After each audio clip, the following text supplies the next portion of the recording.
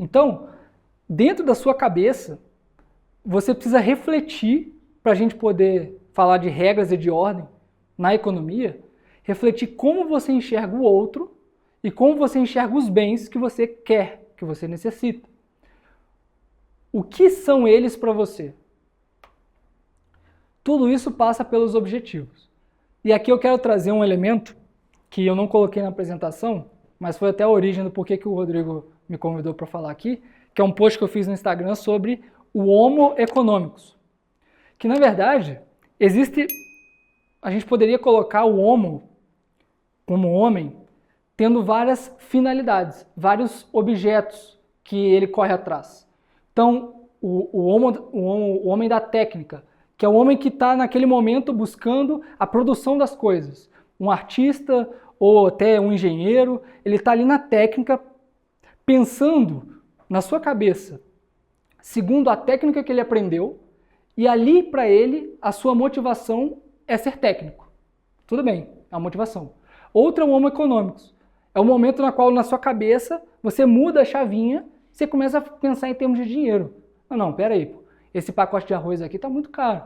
Aquele ali é só 100 gramas, 1 quilo maior e tá bem mais barato e tal. Então, você começa a fazer o cálculo ponderando os bens em relação ao dinheiro e ali você está tratando do Homo econômico como nós conhecemos hoje. Existe também o homem moral. Ou seja, no momento que você começa a refletir a respeito da moralidade dos seus atos. Se isso que eu estou fazendo é bom ou ruim? Peraí, é algo a mais. Tá bom, eu posso, por exemplo, pegar o Rodrigo e falar assim, Rodrigo, você está precisando de dinheiro, né? Sua família aí está passando fome, né? Olha só, eu tenho R$1.000 aqui, vou te emprestar, mas ó, você vai ter que me pagar R$100 por mês. 10% de juros em cima do Rodrigo. O Rodrigo não tem trabalho. Não, pô, eu estou precisando, vou pegar. Cara, economicamente é uma maravilha para mim. Todo mês esse cara vai estar na minha mão me dando R$100. Mas moralmente isso é errado. Porque eu estou explorando a necessidade do Rodrigo. Eu estou tirando dele um valor que ele não pode pagar. E que eu não possuo, eu não tenho esses R$100 a mais. Por que eu estou cobrando dele? Isso é exploração. É moralmente errado, mas economicamente é uma maravilha. Entendeu? Desde que ele comece a me pagar, se não pagar, eu boto ele na justiça. Então, há uma mudança aqui de análise, entende? Existe também o homem intelecto, que é o homem que cuida da inteligência, que ele começa a refletir sobre a sua existência, a refletir sobre a existência do mundo, tenta ordenar a sua própria vida em relação à verdade do mundo, e aí ele começa a não só viver moralmente, mas também a compreender a realidade e passar a ensinar para os outros. E existe o homo religioso, que é o homem que percebe que a inteligibilidade do mundo não é só uma questão intelectual do homem, mas é uma criação de Deus. E aí ele começa a pensar religiosamente. Então todas essas motivações acontecem na sua vida de modo provavelmente muito variável. Você vai passando ao longo do dia por essas camadas, só que o problema é o seguinte, hoje em dia, muitas vezes, a maioria das pessoas vive no Homo economicus. Ele está sempre analisando o como eu estou satisfeito. Eu estou satisfeito ou não estou satisfeito? Estou no meu trabalho, eu estou sendo valorizado, eu estou satisfeito, não estou satisfeito. Não vale a pena. Essa é a palavra clássica, não vale a pena. Essa é a mensagem, essa é a forma de pensar do Homo economicus. E as pessoas hoje vivem em cima disso. Por quê? Porque na formação educacional delas, elas passaram a pensar, a aprender a pensar desse modo. Por quê? Por causa da autorreferência. De você estar sempre referenciando a si mesmo. Eu sou o fim de todas as ações, portanto, eu preciso estar saindo ganhando. Eu preciso sair ganhando. E essa é a realidade que nós temos hoje entre as pessoas. E a partir dos objetivos que você vai avaliando dessas suas motivações, você vai readequando os seus hábitos. Então, na medida que você percebe que você está pensando o tempo inteiro ou em dinheiro ou em sair ganhando vantagem, você começa a perceber que o meu hábito é então passar a perna em cima da pessoa. Eu tendo para isso. Então você começa a tentar progredir a respeito das suas motivações e readequar os seus hábitos. E para mostrar que a nossa economia, a nossa sociedade como um todo, não está saudável, a gente vai tentar olhar para alguns números. Eu trouxe números assim, bem poucos números, bem recorte pequeno, de 10 anos. A gente precisaria fazer um recorte maior para falar mais extensamente. Eu trouxe do Brasil, mas eu acho que para passar a ideia do que eu estou querendo dizer, vocês vão conseguir entender. O primeiro ponto é a questão da unidade familiar. O quanto que na nossa sociedade, no agregado, as famílias estão conseguindo se manter unidas. O primeiro elemento é esse aqui, uniões familiares. Nesse eixo aqui nós temos milhares de divórcio, casamento ou saldo entre elas. E o que eu gostaria de chamar a atenção é uma tendência negativa entre o saldo de casamentos e divórcios.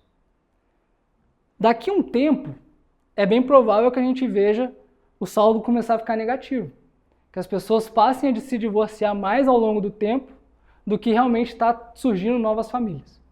Outro ponto é a queda dos nascidos. É a taxa de natalidade, que no Brasil está 1,7, que é abaixo da taxa de reposição, mas no agregado também já está uma queda bem grande de nascidos vivos. O que eu estou querendo exemplificar com isso aqui? É a perda do senso de que a família é uma estrutura e uma unidade econômica da sociedade. Existe uma teoria, que é a teoria do Gary Becker, que ele tenta explicar por que uma família se mantém unida.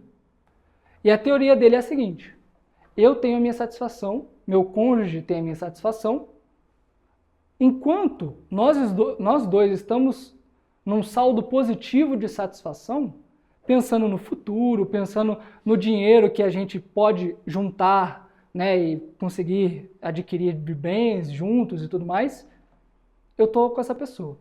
No momento que o dinheiro já passa a ficar escasso, a pessoa está me dando, está enchendo, né, minha paciência, eu começo a ter um saldo negativo com aquela pessoa em relação à satisfação minha com ela. Então, eu vou me divorciar. Essa é a teoria econômica da família. Agora, se você voltar no que eu falei, que temos de hierarquizar as pessoas, você vai começar a perceber que você não pode tratar o seu cônjuge como uma pessoa impessoal. No momento, e aqui o John Miller, que é um autor conservador, ele traz uma teoria interessante. Ele diz o seguinte: você coloca a necessidade do outro a um nível muito parecido com o seu, na mesma proporção que você ama aquela pessoa. Então, se você ama uma pessoa, que você ama ela como se fosse você mesmo, a sua própria carne, a necessidade dela passa a ser tão importante quanto a sua. E isso sim fundamenta uma família. E isso é uma realidade econômica. Então você, nas suas necessidades, que a base da economia é aquilo que eu necessito, e portanto eu corro atrás das coisas, você incorpora a necessidade do outro. E aí você incorpora a necessidade da sua esposa, dos seus filhos, e os bens que você vai ao mercado adquirir, você distribui entre eles. Não há comércio. Não é dependendo do que a pessoa te passa. Essa é a economia fundamental que rege a sociedade. O resto é troca, que faz com as pessoas que você é impessoal, que você não tem relacionamento próximo. Com elas você troca. Porque eu saio com uma vantagem, você sai com aquilo que você precisa, mas eu não te dou nada. Certo? Então, esse elemento vai se perdendo na mente das pessoas. A cultura vai promovendo uma cultura hedonista de comércio, de troca, de vantagem em cima do outro. Acontece isso aqui. As famílias não têm mais sustentação, nem mesmo econômica, para se manterem unidas. Por mais que os dois talvez tenham condições financeiras. Às vezes os dois que estão se divorciando têm dinheiro, entendeu? Mas casamento não vale mais, não vale a pena. Outro ponto importante para vocês verem que a economia não anda bem. Aqui na linha de baixo é a renda média medida pelo IBGE. Se você for olhar, a renda média do brasileiro estava próximo de R$3.000. Depois de 10 anos, também está próximo de R$3.000. Ou seja, a renda média do trabalhador brasileiro não cresceu nada. Se nós fôssemos corrigir pela inflação, era para estar em 5.500. Ou seja, né, 70% aí de perda de valor do salário médio, do rendimento médio. Isso aqui é indicativo de que a riqueza, mesmo que esteja sendo produzida, não está sendo distribuída entre as famílias. Está ficando em algum outro lugar. Outro ponto importante, endividamento das famílias. E aqui eu trouxe a FEComércio do Paraná. No Paraná, o endividamento está próximo de 90%. No Brasil, era próximo de 60%, até porque envolve economias menos desenvolvidas, como, por exemplo, se a gente for pegar Norte, Nordeste, Centro-Oeste, que anos atrás ainda não tinha uma presença muito forte do setor bancário, por exemplo, a taxa vai ser menor mesmo. Mas olha como que saltou para próximo de 80%, principalmente na época da pandemia aqui. Ou seja, as famílias, na medida que elas vão assumindo dívida, o que é uma dívida? Eu estou comprometendo a minha renda futura no presente. Então, daquilo que eu possuir no futuro, eu vou ter que entregar para o outro. Então, o endividamento é um indicativo da estabilidade da economia. Quando ela está alta, a partir do momento que vem crises, as famílias podem rapidamente ficar insolventes, digamos assim. E acabar perdendo ainda as poucas propriedades que possuem, que elas precisam dar como contrapartida, né, das suas dívidas.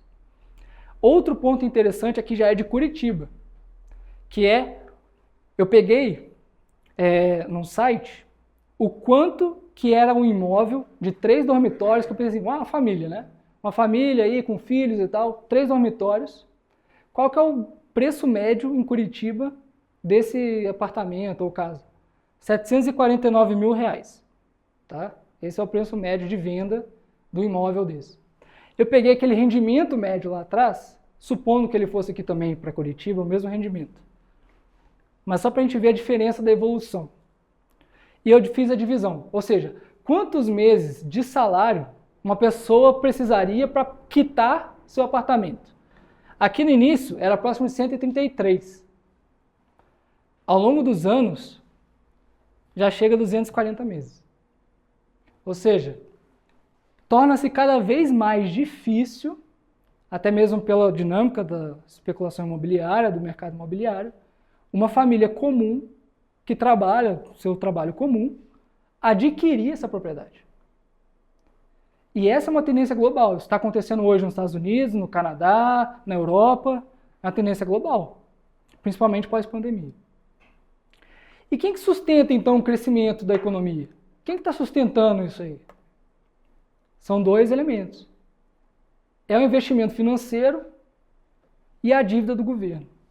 Aqui, nós temos o índice Ibovespa, que está sendo medido aqui, nesse eixo, os pontos do Ibovespa.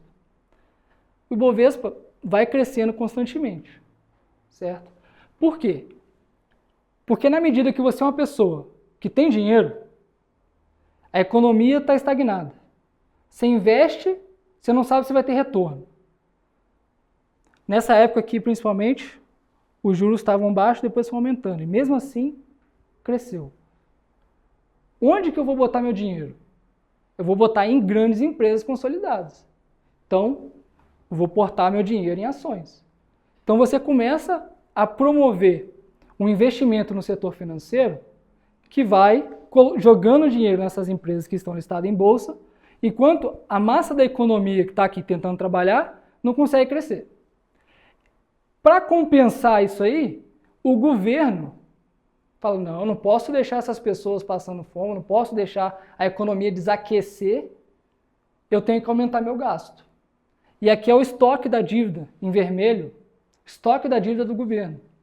Como que ele vai assumindo parte da economia e vai aumentando a sua dívida para poder compensar a economia para que ela continue funcionando. Então, dois grandes players da economia passam a, digamos, cada vez mais assumir a iniciativa do crescimento econômico. São as grandes empresas, seja nacionais ou internacionais, e o governo, que tem que expandir sua ação para poder dar conta das disfunções econômicas que vão sendo criadas.